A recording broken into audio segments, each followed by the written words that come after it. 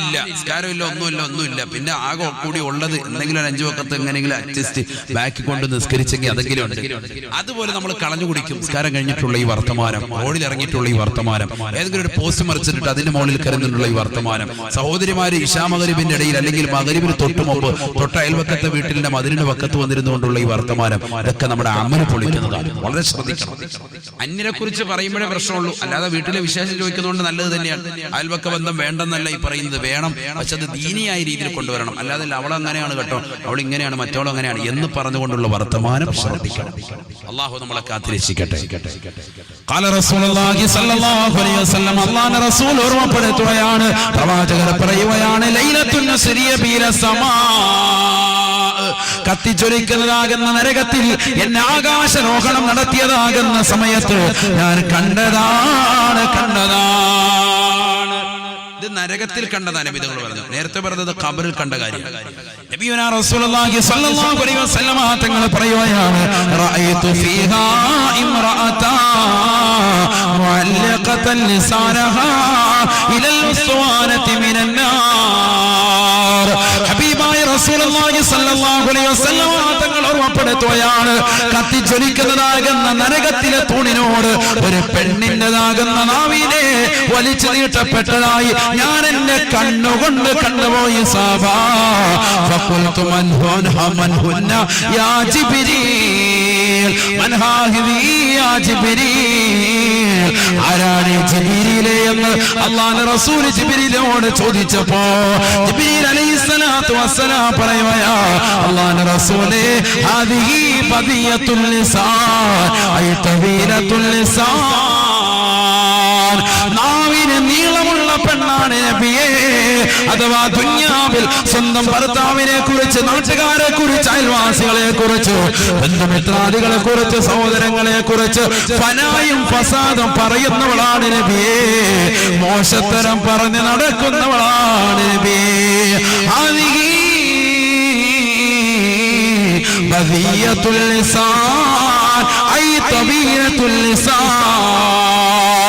നരകീയ ശിക്ഷയായി നരകത്തിലെ തൂണിനോട് നാവിനെ വലിച്ചു നീട്ടി കെട്ടപ്പെട്ടതായി ഞാൻ എന്റെ കണ്ണുകൊണ്ട് കണ്ടത് ദുനിയാവിൽ മോശത്തരം പറയുന്ന പെണ്ണാ. അവൾ ഭർത്താവിനെ കുറിച്ചാകട്ടെ, ഉപ്പയെ കുറിച്ചാകട്ടെ, ഭർത്താവിന്റെ ഉമ്മയെ കുറിച്ചാകട്ടെ, സഹോദരങ്ങളെ കുറിച്ചാകട്ടെ, നാട്ടുകാരെ കുറിച്ചാകട്ടെ, വീട്ടുകാരെ കുറിച്ചാകട്ടെ, ആരെ കുറിച്ച് മോശത്തരം പറഞ്ഞാലും നിന്റെ നാവ് നാളെ മഹ്ശറയിലല്ല, അല്ലാഹുവിന്റെ കോടതി കഴിഞ്ഞ് നരകീയ ശിക്ഷയിലേക്ക് നിന്നെ കൊണ്ടുവരുമ്പോ കത്തിച്ചൊലിക്കുന്നതാകുന്ന നരകത്തിന്റെ തൂണിനോട് നിന്നെ നാവ് വലിച്ചു നീട്ടി കെട്ടപ്പെടുമേ എന്ന് ഹബീബായ റസൂലുള്ളാഹി സ്വല്ലല്ലാഹു അലൈഹി വസല്ലം. അല്ലാഹു കാത്തിരക്ഷിക്കട്ടെ, അല്ലാഹു കാത്തിരക്ഷിക്കട്ടെ. എന്ത് ശ്രദ്ധിക്കണം? നാവ് ശ്രദ്ധിക്കണം.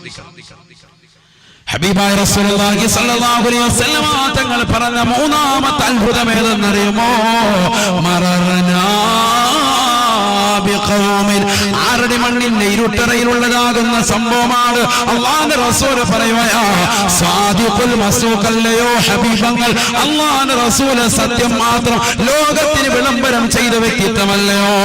അഷ്റഫുൽ ഖൽഖായ നബി തങ്ങൾ പറയുകയാ, മറർനാ ബിഖൗം, ഒരു കൂട്ടം ആളുകളെ ഞാൻ കാണുകയാണ്.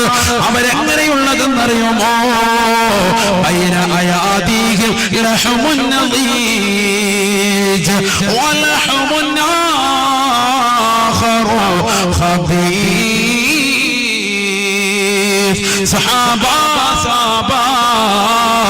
അവര് ഖബറിലതാ മോശപ്പെട്ടതാകുന്ന മാംസവും സുഭിക്ഷമായ നല്ല വേവിച്ച ആഹാരവും അവരുടെ മുന്നിൽ 2 പ്ലേറ്റ് മുഖേന വെച്ചിരിക്കുകയാണ്. ബൈന അയാദീഹിം ലഹ്മുൻ നദീജ് വആഖറു ലഹ്മുൻ ഖബീസ്. സയ്യിദുനാ റസൂലുള്ളാഹി ഒരു പ്ലേറ്റ് നിറച്ച് നല്ല ബീഫ് അല്ലെങ്കിൽ ഇഷ്ടപ്പെട്ട വിഭവം അതുകൊണ്ട് ഇങ്ങനെ നിറച്ചു വെച്ചിരിക്കുക, ഒരു പ്ലേറ്റ് നിറച്ച് മോശപ്പെട്ട മാംസം കൊണ്ട് വെച്ചിരിക്കുക. ഇഷ്ടപ്പെട്ടെന്ന് പറഞ്ഞാൽ വളരെ ദുർഗന്ധമുള്ള മാംസം.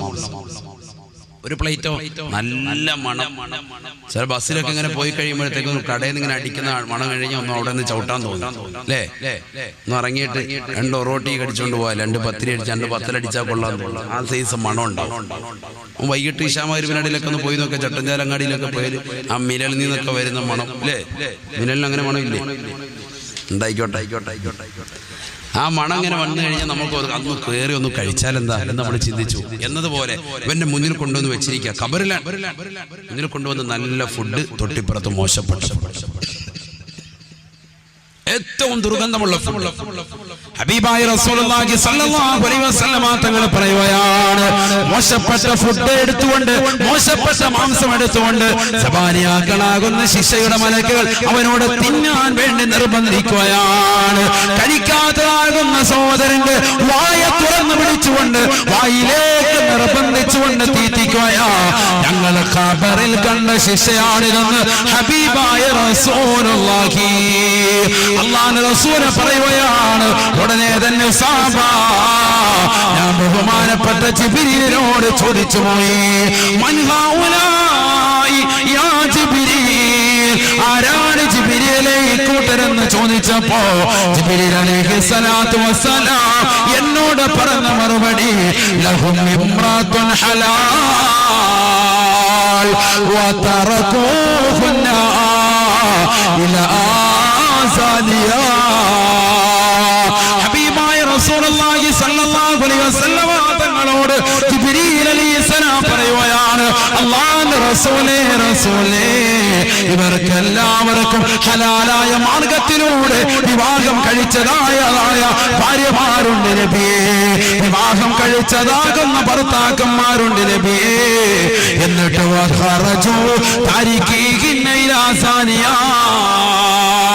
ആ പാവപ്പെട്ട സ്ത്രീകളെ, ആ പാവപ്പെട്ട സഹോദരങ്ങളെ ഒഴിവാക്കിക്കൊണ്ട് മോശപ്പെട്ടതാകുന്ന സാരിയാക്കളിലേക്ക്, വ്യഭിചാരിണികളിലേക്ക് പോയവരാ. അവരിതാ ഖബറിലെത്തുമ്പോ അല്ലാഹു നൽകുന്ന ശിക്ഷയാണ്. സുഭിക്ഷമാകുന്ന ആഹാരം ഒരു തട്ടിൽ കൊണ്ടുവന്ന് അവരുടെ കൺമുന്നിൽ വെച്ചിട്ടുണ്ട്. പക്ഷേ അതിന്റെ ആസ്വാദനമോ അതിന്റെ മണമോ അതിന്റെ രുചിയോ ആസ്വദിക്കാൻ സമ്മതിക്കുകയില്ല.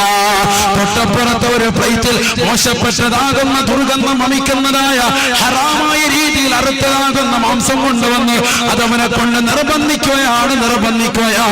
മാസങ്ങൾ പഴക്കമുള്ള മാംസമാണ്, അത് നിർബന്ധിക്കാൻ വേണ്ടി പറയുകയാണ്.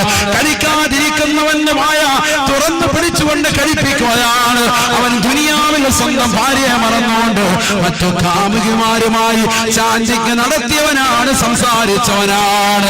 18 നിറകുടങ്ങളാകുന്ന സഹോദരിമാരെ, തൗബ ചെയ്യണേ.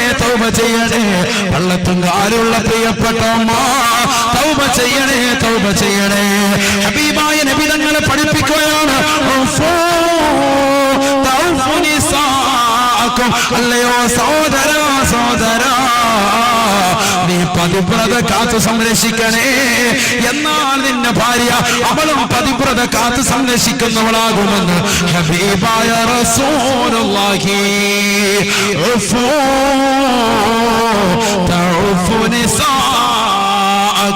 നീ പതിവ്രത കാത്ത് സംരക്ഷിച്ചാൽ മാത്രമേ നിന്റെ ഭാര്യ പതിവ്രത കാത്ത് സംരക്ഷിക്കുള്ളൂ എന്ന് ഹബീബായ റസൂലുള്ളാഹി. നീ അന്യ പെണ്ണുമായി നല്ല ഫോൺ വിളിയില്ല, എന്നിട്ട് വീട്ടിൽ വരുമ്പോ ഉണ്ട് റാഹത്തായിട്ടിരിക്കണം. എന്നാ പെണ്ണുമ്പിള്ളേ അതേപോലെയാവും. അല്ലാഹു നമ്മളെ കാത്തിരിക്കും. ആരുടെ വർത്താനാണ്? അല്ലാഹുവിന്റെ റസൂൽ. മഫ്ഹൂം മുഖാലഫ പഠിക്കണം നമ്മൾ. താജുദ്ദീൻ സുബിക്കി റഹിമഹുല്ലാഹ് ജംഉൽ ജമാമിൽ രേഖപ്പെടുത്തുകയാണ്. അല്ലാഹു നമുക്ക് തൗഫീഖ് നൽകട്ടെ. എന്തായി പറഞ്ഞത്? ഉഫു തഉഫു നിസാകും. നിങ്ങൾ പതിവ്രത കാത്ത് സംരക്ഷിച്ചാൽ നിങ്ങളുടെ ഭാര്യയും പതിവ്രത കാത്ത് സംരക്ഷിക്കും. നിങ്ങൾ നാട്ടിലുള്ള മുഴുവൻ സിനിമയും കണ്ട് സീരിയലും കണ്ട് സണ്ണി ലിയോനെയും കണ്ട് ഇങ്ങനെ റോഡിൽ കൂടെ ഒക്കെ കറങ്ങി നടന്നിട്ട് അവസാനം വീട്ടിൽ വരിക, എന്നിട്ട് പെണ്ണുമ്പോൾ റാഹത്താകണമെന്ന് പറഞ്ഞാൽ നടക്കൂല. പെണ്ണുമ്പോൾ അപ്പോഴും എന്തുണ്ടാവും? അതുവരെ ഉള്ള പോൺസാറിനെയൊക്കെ കണ്ട് റാഹത്തായിട്ട് നല്ല നമസ്കാരമൊക്കെ നിർവഹിച്ച് നിന്നെ കാത്തിരിപ്പുണ്ട്. വിളിക്കേണ്ടവരെല്ലാം വിളിച്ച് എല്ലാം കഴിഞ്ഞിട്ടുണ്ടാവും. അവക്കും അറിയാം ഡിലീറ്റ് ചെയ്യാനൊക്കെ എല്ലാം കേട്ടോ. അവക്കും അറിയാം ഈ സീക്രട്ട് കോഡും ഒക്കെ ഇട്ടുവെക്കാം. നീ മനസ്സിലാക്കി നിനക്ക് മാത്രമല്ലേ ഈ പാറ്റേൺ ഒക്കെ കൈയിട്ട് വരയ്ക്കും. അവളും പഠിച്ചിട്ടുണ്ട്. അതുകൊണ്ട് നിന്നേക്കാൾ വലിയ പിഴക്കുന്നുള്ളതും നിന്റെ ഭാര്യ ഹബീബ് റസൂലുള്ളാഹി. അതുകൊണ്ട് നീ സൂക്ഷിക്ക നിന്റെ പതിവ്രതത്തെ, എന്നാൽ നിന്റെ ഭാര്യ അവളുടെ പതിവ്രതത്തെ കാത്തു സംരക്ഷിക്കും. സയ്യിദുനാ റസൂലുള്ളാഹി. അള്ളാഹു നമുക്ക് തൗഫീഖ് നൽകട്ടെ. ചെറുപ്പക്കാർക്ക് ഒരു ധാരണ, വിവാഹപ്രായം എടുത്തുമ്പോൾ പള്ളി വരിക, ഭയങ്കര നിസ്കാരം, വെള്ളത്തും